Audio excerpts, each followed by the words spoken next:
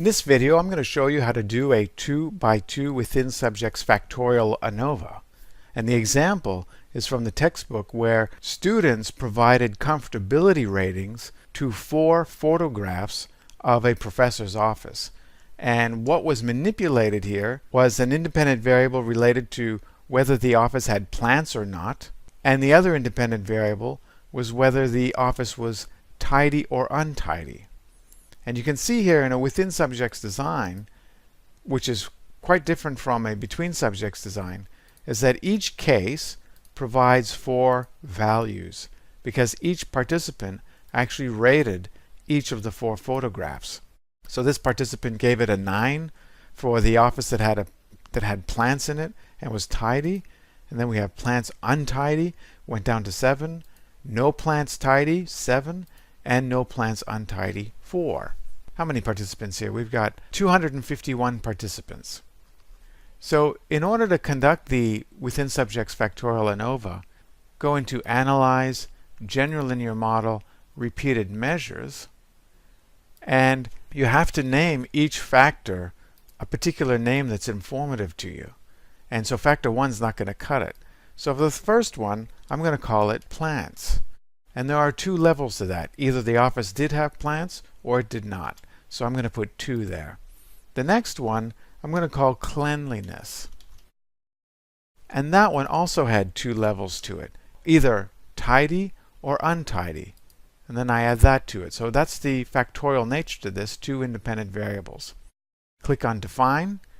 And importantly, SPSS gives you in parentheses here the 2 names of the within subjects factors, plants and cleanliness. And you want to follow the numbers associated with each parenthesis. So in this case here, the number 1 is followed by another 1 here. And so that's got to be consistent in your design. So in this variable, I've got plants underscore tidy.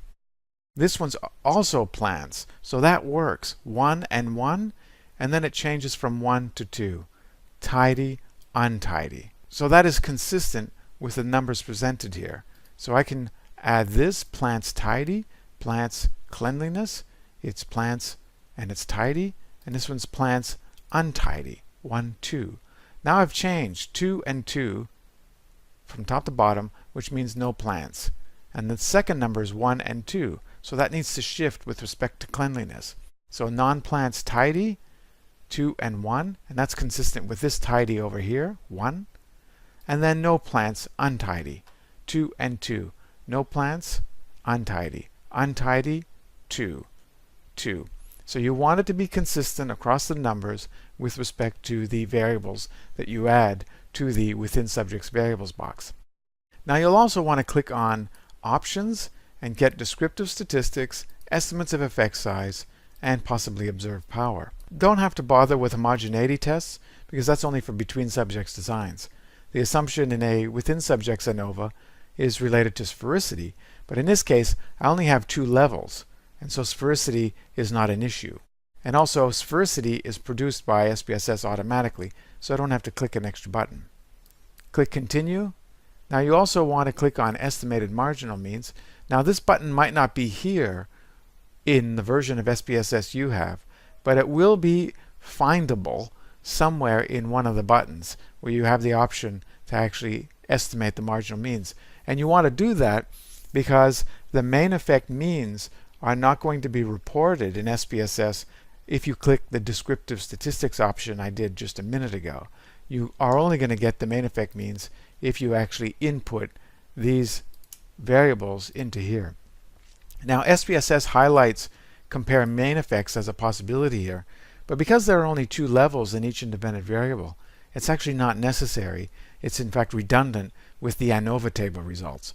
But if I had 3 or more levels in 1 or more of my independent variables, then I would consider comparing the main effects with something like a Fisher's LSD. But if I had 4 levels or more, then I would do a Bonferroni. But I don't have either. I just have 2 levels. I don't have to bother with this in this case. Click Continue and click OK. And here are the results. So the first table is simply a table of the design, and we can see here that I've got 4 levels and I've got two independent variables. One is related to plants. Yes, plants 1, no plants 2, and cleanliness.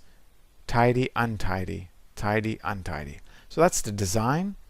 Here are the descriptive statistics. Note that those are associated with each of the 4 variables included in the SPSS data file. They do not correspond to the main effects. So what's the plant mean? Well, it should be the average of this essentially, and also no plants should be the average of this. And then we also want the tidy mean, so it'd be this mean and that mean, and also the untidy mean, this mean and that mean. Only those means are representative of the main effects. You do not get them here. You get them later in the analysis. Now here is a table called multivariate tests, which I think you can ignore. It's not really relevant to this type of analysis, at least not analyzed from this perspective. Then we get the tests of sphericity. Also, as I mentioned, not going to be relevant because there are only 2 levels in the within subjects factors, and so it's not applicable. Once we get up to 3 or more levels, it would be applicable. So now we have the large table relevant to the actual key results. And we can see here first plants, sphericity assumed, which we can assume. We have an F value of 140, and with 1 and 250 degrees of freedom is associated with a p-value less than 0.001, so it's statistically significant. The plant's main effect, null hypothesis, has been rejected. Now we don't know what direction the effect is because we didn't get the main effect means, but I'll show them to you in a few seconds. Now the next part to this, we have the partial eta squared of 0.361, and we have the observed power, which is 1.0. Really, you'd round that down to 0.99. So a lot of power in this design because the sample size is so large, and maybe the effect size is large too. So to get the plants, what does this mean? I rejected the null hypothesis of equal plant means. I have to scroll down and get the estimated marginal means. And here we have plants.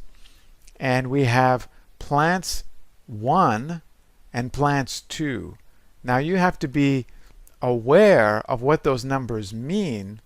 Plants 1 actually corresponds to, yes, the presence of plants, and plants 2 means there are no plants. That's the only way you can kind of discern this in the design, because SPSS does not tell you what this is, 1 or 2. You have to be able to discern it based on the extra information in the output. So I know that this plants 1 means that the presence of plants is in the photograph, and 2 is not. We can see 5.66 versus 4.946. These two means are not equal to each other, and I've rejected that null hypothesis here. F 140.973, p less than 0.001, and the partial eta squared of 0.361. So those are the means. Now I'm going to talk about effect size in another video, but you would have to use these means, and I'll just mention very briefly, convert this standard error to a standard deviation in order to calculate Hedges G. Okay, so what about the next main effect?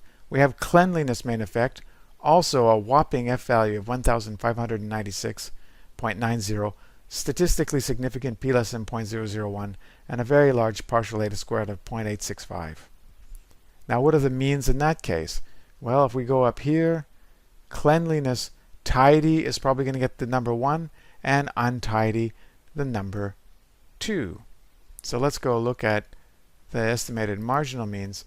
Cleanliness 1 tidy, cleanliness 2 untidy, and we can see the direction is such that a tidier room got a higher comfortability rating from the students than the untidy office.